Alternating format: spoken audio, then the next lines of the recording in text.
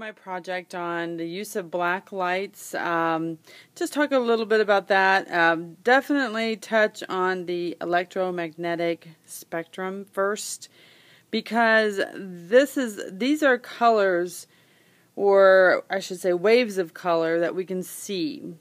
They come in red, orange, yellow, green, blue, indigo, and violet. The red is the longest wave, the violet is the shortest wave. And these water vapors in the atmosphere can break apart wavelengths, creating the rainbow that we see in the sky after it rains. Or actually during the rain, when the sun and the rain kind of happens at the same time.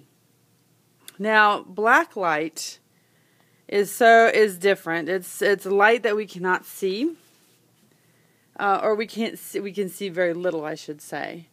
The visible light is the one that contains the spectrum of colors that we discussed, and those line of colors. Now, the beyond the violet, the last one in the spectrum is the ultraviolet light, which eyes cannot see. So sunburn is caused by UV or ultraviolet B, which has got high energy than light from the black light, which is called UVA or ultraviolet A. And these black lights will not give you a sunburn.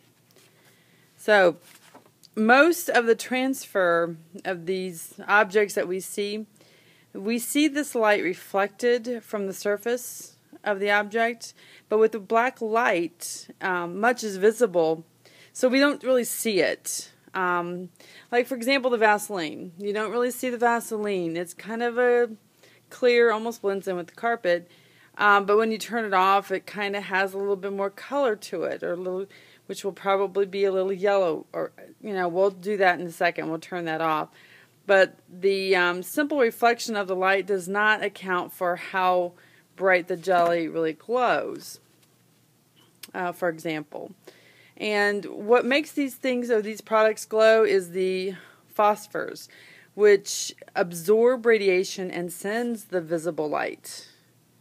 So, so the phosphors in the petroleum jelly, for example, absorb the visible ultraviolet radiation from the black light and sends visible light. So I'm going to turn this off and see what happens. Okay, so we have the two lights going. Now, let's see, we see the petroleum jelly, which is kind of glowing. It's not hidden, it's not in the dark. Then we have the makeup, which, again, don't know if you can kind of see, but it does glow. So that was glowing. Then we also have the bluing agent and whisk. You see that? That's glowing. It gives more color, I should say. So this bluing agent has the phosphors in it, and this is what makes, that's what makes our whites whiter when we do detergent. See, you can't even see the little jar, the little bottle of the whisk right here, but then when you put it up to the light, you can see it. So, and then our $20 bill, which you can't see, but I encourage you to take a look at that. Put it up to a light, or ultraviolet light, and see if you can see there is a magnetic strip that runs along. Let's see if I got it. Runs along the side right here, and the government put that in place so that we could, I see it because I kind of know where it's at, but the reason why they did that is so that it helps counterfeit money. They're starting to put it in 50s and 100s as well. So that is our black light experiment. So, let me touch base with the $20 bill. That started around October 2003 when they decided to put the phosphors in there as a part of that government program. Just putting a security thread in there that glows under the ultraviolet light. So that concludes. And I also put, I don't know if you can see that, but that glows too, and it says the word end. And I did that for, or with, I should say, the hairspray that's down there that I'm showing you right now next to that black light.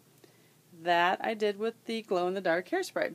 And it does glow, but, you know, it only lasts for a certain length of time because you have to keep it under the light to activate it. And then you shut the light out, and then it's dark, and the black light, you know, then it brings it out. So that concludes my story about ultraviolet light, which is that one level right underneath the spectrum of colors. It's past the violet light. Thank you.